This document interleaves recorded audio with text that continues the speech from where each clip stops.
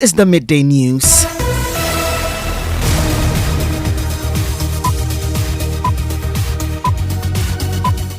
The news is live on Joy 99.7 in Accra, Love 99.5 in Kumasi, and over 30 affiliates across Ghana's 16 regions, including Radio Justice Tamale, Radio Pando Pando Fafa, Radio Joja, and Jata FM Karaga. We are live on X Spaces, Facebook live stream, and the My Joy Online interactive app. The midday news is sponsored by Petrosol, your clean fuel in full quantity.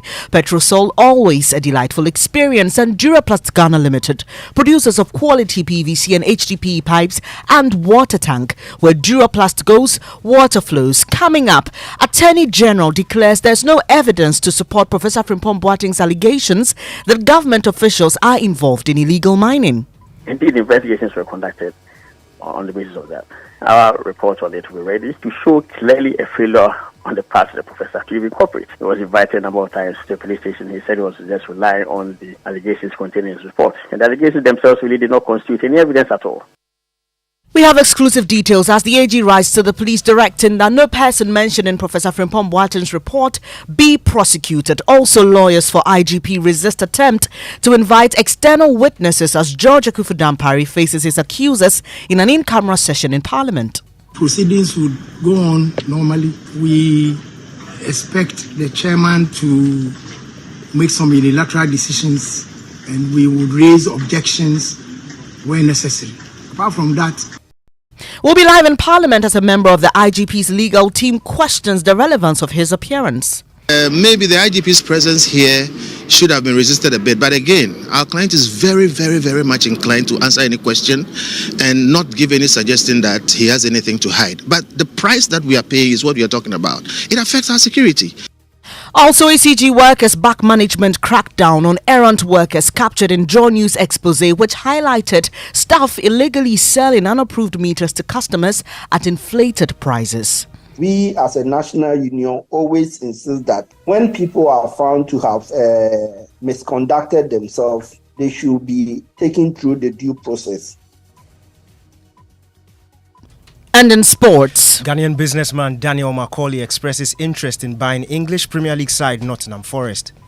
Also, investigation underway to establish how three technicians suffocated to death in a fuel reservoir at Koforidua in the eastern region.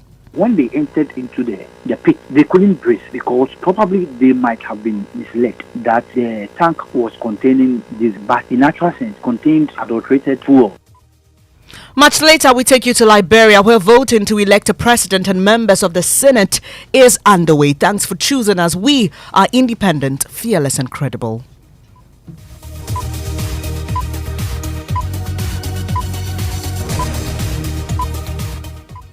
I'm Bernice Abu-Baidoo Lansah. It's a pleasure to have you here. The details now. Attorney General and Minister for Justice Godfred Yeboah-Damu says there's no evidence to support claims by former Minister for Science and Environment, Professor Frimpong Boateng, that some government officials and politically exposed persons are involved in illegal mining. You recall that a document authored by the former minister, who was then in charge of government's fight against illegal mining, mentioned ministers and senior government officials said to be involved in the menace. But the Attorney General, in a letter to the police CID, says no proper evidence was adduced against these persons. He's therefore recommended that none of them be prosecuted. Listen to the Attorney General, Godfred Yeboah-Damu, speaking to Joy News earlier. Yeah, but I think that's also important to indicate that evidence is critical and key.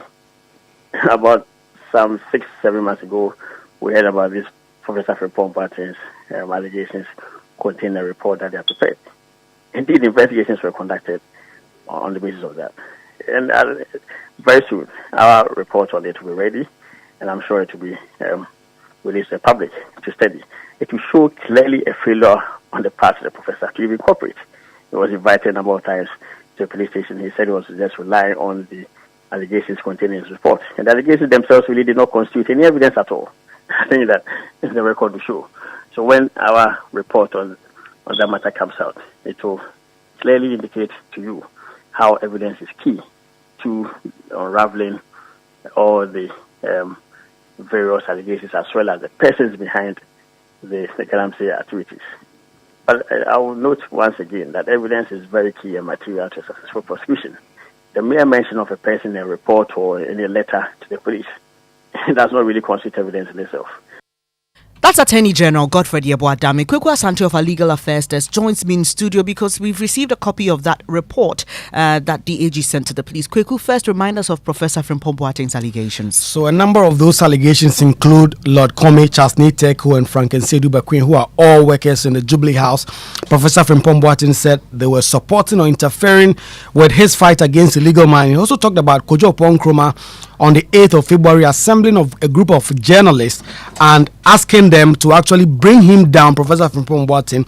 He also talked about one Seth Mante, a journalist with Peace FM, who was also influencing the release of excavators that were seized, and one Kojo Usefree, the late Sir John, who he said was actually parceling out forests and selling them for illegal mining. And how did the AG come to the conclusion that there was no evidence against these persons? Well, the Attorney General says after a careful study of the report, the various documents, pen drives, and investigating and interrogating these persons, it is recorded that several attempts by the police to obtain further information from Professor Frimpong Boateng to substantiate the allegations made in the report to assist them to conduct further investigations proved futile. The professor refused to provide any further information to the police. He also declined to give a written statement, claiming in his report is an embodiment of a statement.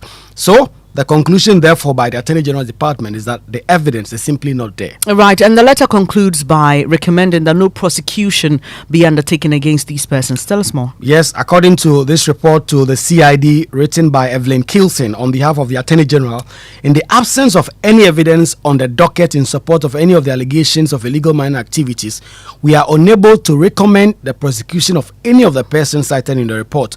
We, however, await the outcome of investigations being conducted in the case involving Seth Mante, John Ofuriata, and Ekoosi. Kweku Asante of our Legal Affairs Desk. They're now member of the Anti-Corruption Coalition, Adam Senanu, joins us on the line for more on this. Good afternoon to you, Mr. Senanu. What do you make of the AG's decision? Well, it's good, first of all, to note that they did not go to bed on this issue and that there were follow-up investigations and a review of the docket. But it's still a bit perplexing that there's absolutely no evidence. I mean, what strikes me is I do not hear that any of the individuals cited were also questioned and that some of the details they did other investigations with other institutions to see what was going on.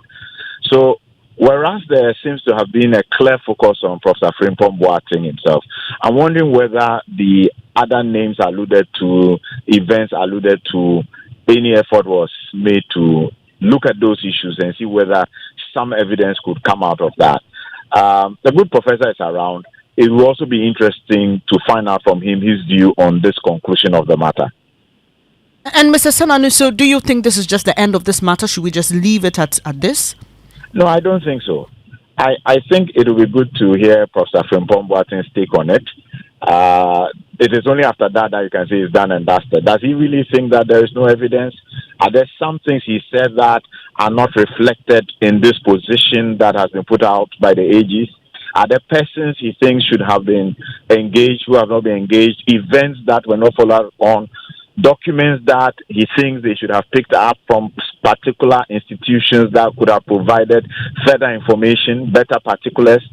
I don't think it is done and dusted till we hear his view on the information he provided and the conclusion that has been drawn. Thanks for your time this afternoon. That's Adam Senanu. He's a member of the Anti-Corruption Coalition. This is the Midday News. To some other stories now, lawyers for the IGP are resisting any attempt by Parliament's ad hoc committee probing the alleged plot to remove the IGP to invite external witnesses. The committee continues its hearing today in camera, and all witnesses before it are expected to tender their evidence, including witnesses who must testify. But lawyers for the IGP are of the view that their testimonies are of no relevance to the investigations. They insist the committee has completed its work per its terms of reference. Samuel Imbura has more. The investigation into the alleged plot to remove the IGP has revealed intriguing revelations from the witnesses who have testified during the public hearings. Chief Daniel Bugrinabu, the central figure behind the tape, has shared his motivations and the story behind the recording. Senior police officers, COP Alex Mensah retired, and Superintendent George Asari have also given their testimonies and requested an in-camera hearing to provide further details of their allegations. Even National Security Minister Albert Kandapa was invited and shared findings but declined to submit documents as evidence citing national security concerns. It's an interim report, but he will not share it with us because if you care to know, it's a national security document, it's not declassified, and in terms of law and the constitution, there's no way we share it with that. The committee took a substantial break to review and analyze the evidence presented to it. It resumes today for a comprehensive in-camera hearing. However, ahead of the hearing, lead counsel for the IGP, Kwame Jan, expresses dissatisfaction with the committee chairman, Samuel Atachia, and signals strong opposition to inviting external witnesses. The chairman is operating as if he is a sole commissioner, and we are going to use all necessary legal means at the hearing not to accept this. And I will protect my client's interests to the best of my ability. This is my oath as a lawyer.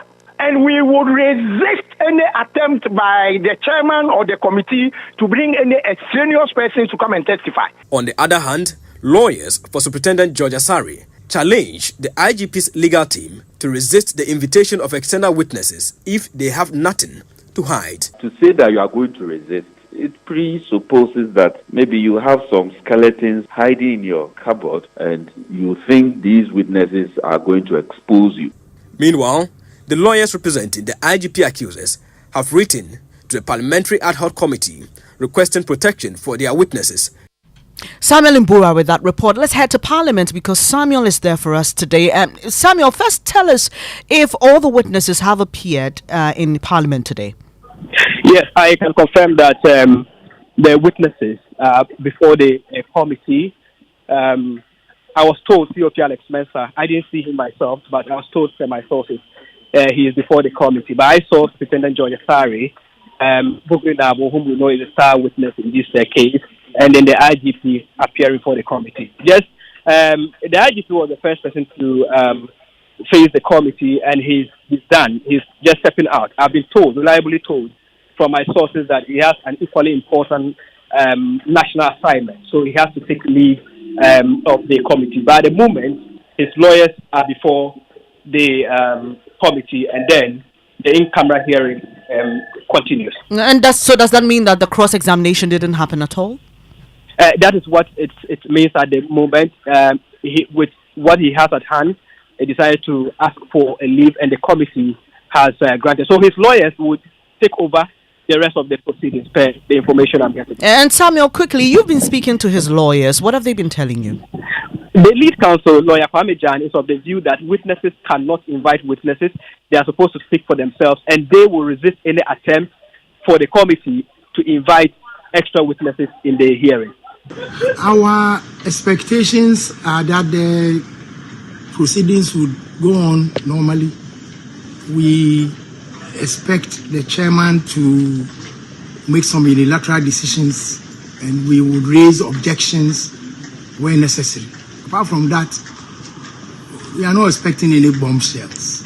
You're not expecting bombshells? No. But you are raising concerns about extraneous witnesses. Yes, that's what I'm talking about. Yeah. That the chairman might want to do that. And we would use the legal means to resist that. You are going to object it? And very strongly.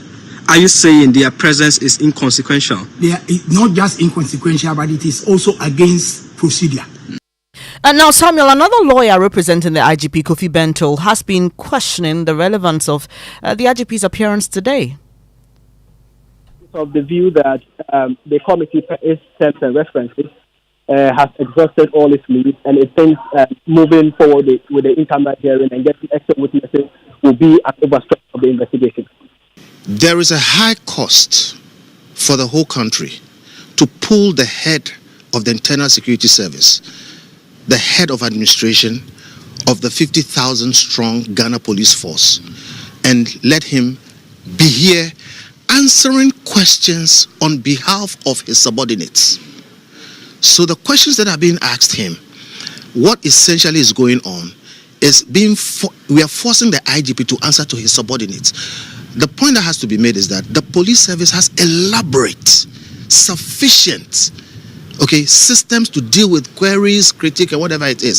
So on another level, we will say that maybe the IGP's presence here should have been resisted a bit. But again, our client is very, very, very much inclined to answer any question and not give any suggestion that he has anything to hide. But that's a lawyer, Kofi Bentil. He represents the IGP in this matter. Samuel Mbura is still in Parliament for us and will be furnishing you with updates in subsequent bulletins. Now, this afternoon, the Public Utility Workers Union, PUL, is back in ECG management's crackdown on some of its staff captured in the John News expose. The piece highlighted how some ECG staff illicitly sell unapproved meters to customers at inflated prices.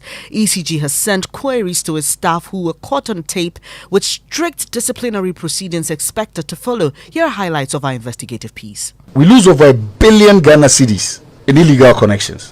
Why? This revelation is alarming. But one fact that did not come up in the discussion is the faces behind this nation-wrecking activity. The Joy News investigative team decided to visit ECG offices in 3 regions to ascertain the extent of the canker. At the Accra East Regional Office and Sub-Transmission Office near Makola, I met Abraham, an ECG staff at the meters office. He said a separate meter, which ordinarily goes for 800 Ghana cedis, will cost me 2,000 cedis. He showed me documents he had processed for a different customer, but was willing to transfer it to me only if I would pay the amount.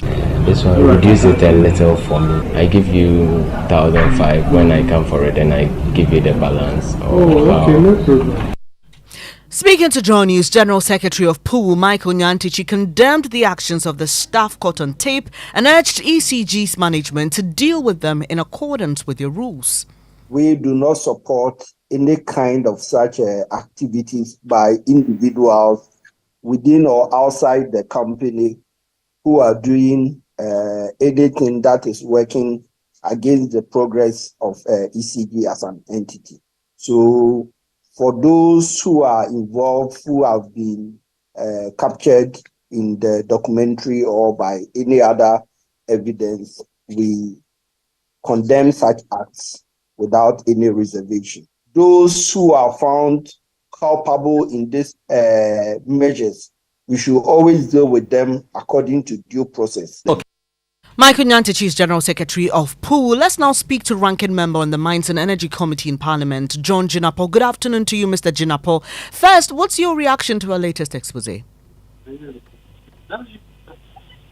too much. Hello, Mr. Jinapo. Can you hear me, please? I can hear you. Right. I was asking your reaction to the details of our expose. First of all, let me commend you. You've done a very good job. But for your work, this issue that is in creeping wouldn't come to the fore. It is not a new phenomena of late. If you talk to a lot of people, they will tell you that getting meters tends to be very, very difficult. And that before you pay for a meter, even though it's supposed to be free, because captured as a pass-through in the tariff build-up, people pay huge sums of money. Some people pay up to 2,000 CD for them to access meters. I think that there should be a review of all this metering system. Like in the telecom sector, why can't ECG have a chip or a card where people can go and get their meter? All you need will be that card to be inserted in it like a mobile phone. You can buy any mobile phone, but to access MTN or Vodafone, you need a special chip. Why are we in this old-fashioned system of even storing meters in warehouses and all that? I think that there should be a review, right, so that we can deal with this issue. Mr. Dubik Mahama, the ECG boss, says there are enough meters, and he's actually urging all of us to go directly to their offices to get these meters. But what do you know? Are there really meters? No reasonable Ghanaian would want to go through middlemen when they know that they can get the meters easily. And so I would rather urge the ECG MD to do a very, very critical review of its own sector. The truth is, when you go there, it's very difficult to get a meter. They frustrate you, and those who want to do the right thing end up experiencing undue delay. And so it's not as if Ghanaians enjoy going through middlemen. It is the frustration and the roadblocks at their offices that create these problems. Finally, is your committee looking into this matter? We are on recess, and this just come to attention. I'm sure that once we resume in this month, I'll raise it up with the chairman and leadership, and we can get ECG to appear and respond. Appreciate your time this afternoon. That's Ranking Member on the Mines and Energy Committee in Parliament, John Jinapo. Now, the 3 persons who died in a fuel tank at Ifidiase may have been misled. That's according to the National Disaster Management Organization. The 3, identified as Ashi, Octopus and Jonathan, were among 5 technical experts hired by the Produce By Company workshop to maintain a fuel reservoir at the Cocoa Board office in Ifidiase. Explaining circumstances surrounding the incident to Joy News, Deputy Director of NADMO at the New Drabbing North Municipal Assembly, Kankam Chumesi, said their preliminary investigations have revealed that the company failed to disclose the exact content of the tank to the workers. The situation, he believes, may have led to their neglect of safety measures on site. What our investigation can say is when they entered into the pit, they couldn't breathe because probably they might have been misled that the tank was containing diesel, but in actual sense it contained adulterated fuel. That is probably there might have been maybe petrol or other chemical being mixed. Which means that they did not enter this tank with the appropriate protective gears. It could be possible because when we got them out from the pit, they were not having any such things on them. Is this something you think could have been prevented? To be very sincere, it is early days that we can emphatically pinpoint something. But what I can say is they might have been misled. They might have been misled. By who? But to believe that the content was diesel. They might have been misled by who? By people who contracted them. I can't really emphatically say who or who, but what the 2 guys who were ordinary masons who didn't die, those guys, they told us that when they were coming, the leader of their team, that is the Mr. Ashi, told them that they are going to work on a diesel reservoir, and per their experience and per my knowledge that I know, diesel mixed with water cannot suffocate someone. But you have the Deputy Director of NADMO, the New Drabbing North Municipal Assembly, Daniel Kankamtrumesi, speaking to my colleague James Aveji. You're listening to the Midday News here on Joy 99.7 FM. Still to come, we take you to Liberia, where voting to elect a president and members of the Senate is underway. Also, tears flow amidst songs of praise as Archbishop Porter Girls joins 80 other schools at the 1/8 stage of the NSMQ.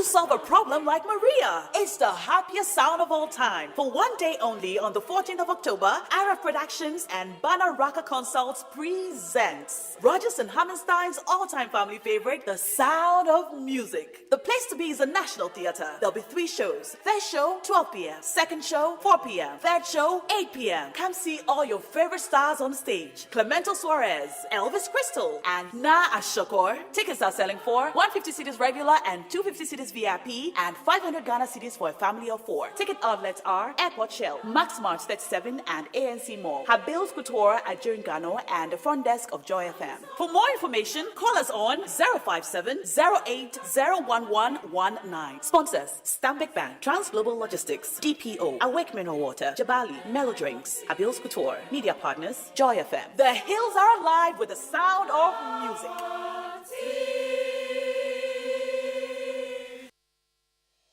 Hi there, this is Lucy Quist, author of the book and convener of the conference, The Bold New Normal 2023.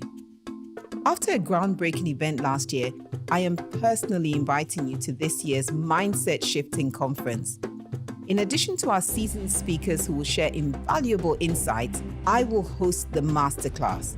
Visit Lucy Quist on YouTube to view last year's sessions. Make a date with us at Pearly Gate Gardens in East Legon at 8 a.m. on the 21st of October 2023. We will start at 8 a.m. sharp. Visit lucyquist.com or Ego Tickets to purchase your in-person or virtual seats. You can also dial *713 *33 *52#. Come, let's take action to create our African prosperity together. See you. The stage is set for Africa's most prestigious awards event. Join us to celebrate the Men of the Year at the 8th EMY Africa Awards on Saturday, the 14th of October at the Grand Arena, Accra International Conference Center. Red carpet starts at 6 p.m. Our partners include the Diaspora Affairs Office of the President of Ghana, Joy FM, Joy Prime TV, Rhythms Africa, the Labadi Beach Hotel. Our sponsors, NLA 590 Mobile, Arocha Ghana, Go Energy, Flora Tissues, Woodine, DVO Ghana, and Special Ice Water. Supported by EY Ghana, Caveman Watches, Baggett Ghana, Joe Persky, M Pedigree, Macbansi Perfumes, Aswavo Security, and Ambiance by Talata. For more information, call 020-201-8870. The 8th EMY Africa Awards, inspiring greatness. Thanks for staying on the Midday News here on Joy 99.7 FM. It's now time for sports, and Daniel Cranting has the latest.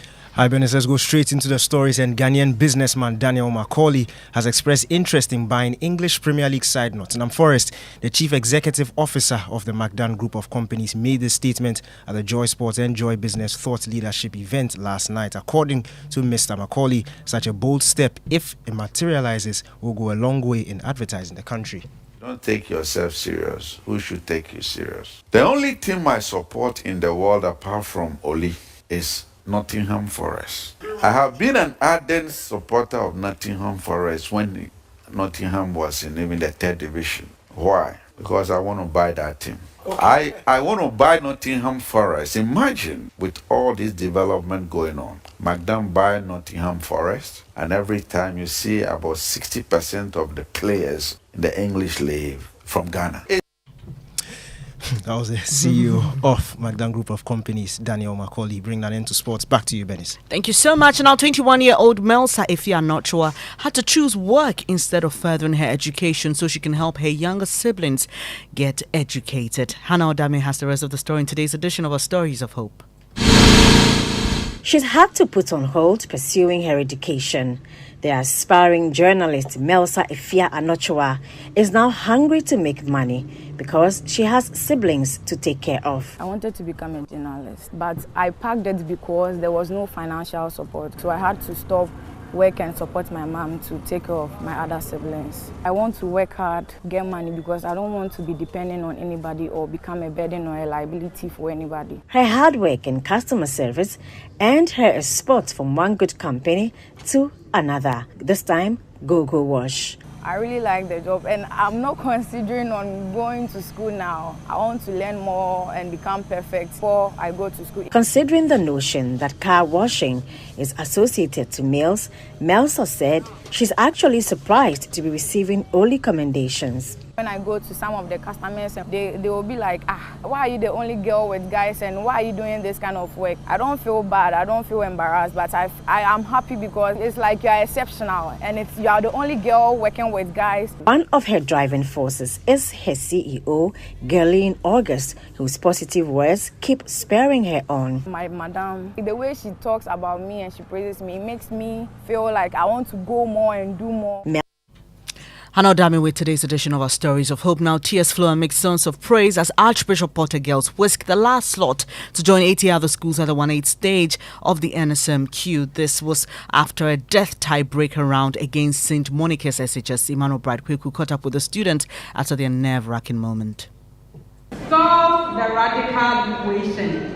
The cube root of the expression 3x plus 7. Yes, hold on. Let the bell go here. Reading the bell. Go ahead. X is equal to -5.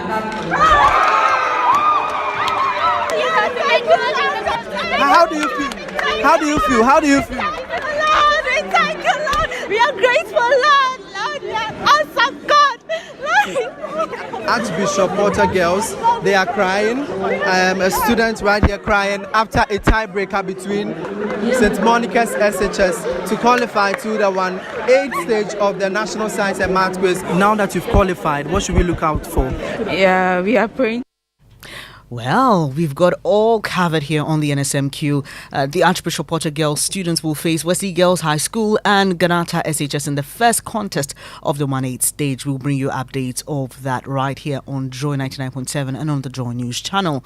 Now, the ECOWAS observation team in Liberia has expressed satisfaction over the country's preparedness for today's election. Over 2.4 million voters are expected to cast their ballot across the over 5,000 polling stations in the presidential, Senate, and House of Representatives elections. 19 presidential candidates are hoping to unseat the incumbent George Weah, who is also anticipating a second term. Speaking to the media at the start of voting this morning, leader of the ECOWAS observation team, Professor Atahiru Jega, said they are impressed so far. There is an impressive turnout. The first polling unit we went to, we observed the commencement. It appears that all is well. We hope that from what we are seeing in terms of the discipline of voters on the queue and also the diligence of the polling station officials, it promises to be a good trial. Let's go live to Liberia, where Ama Nanaya Ojima is standing by with the latest. Nanaya, what is happening currently? Reports we're receiving across the country is that the election has so far been very, very calm. Almost all of these polling stations have started voting. The major challenge here now is that most of these polling stations are overcrowded. And that's Nanaya Ojima joining us from Liberia. He will be stationed there and bring us updates in subsequent bulletins. But thank you so much for your time here on the Midday News on Joy 99.7 FM with me. Bernice Abu-Baidoo Lansah is brought to you by Petrosol and Duraplus Ghana Limited. There's more news when you log on to myjoyonline.com, including we won't support you in hauling Dr. Addison to Parliament, Che Mensa Bonsu to minority. Thanks for your company once again. Do stay with us. Up next is Living Word with Pastor Mensa Otabil.